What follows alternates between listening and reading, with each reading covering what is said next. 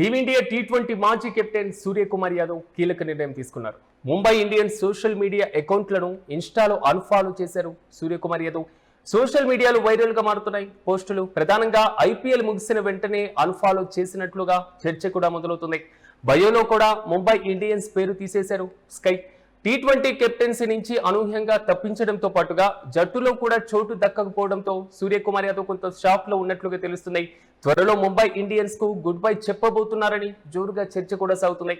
అయితే క్రికెట్ కు retirement ప్రకటిస్తాడంటూ social మీడియాలో కూడా వైరల్ గా మారుతున్నాయి ప్రచారం.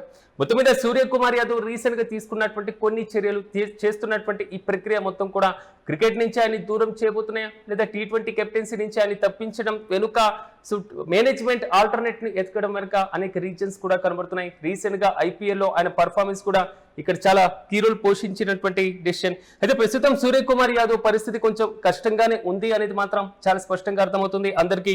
ఇటీవలే భారత టీ20 కెప్టెన్సీ నుంచి ఆయన తొలగించడం, జట్టు నుంచి కూడా ఆల్మోస్ట్ పక్కన పెట్టేసినటువంటి ఇన్ని ఒక క్లిష్టమైనటువంటి దశలో తన కెరీర్ ని మళ్ళీ పునర్నిర్మించుకోవడం కోసం, మళ్ళీ వేగంగా అడుగులు వేయడం కోసం చాలా ఛాలెంజెస్ ని ఆయన ఎదుర్కొంటున్నటువంటి వైనాన్ని మనం గమనించాలి.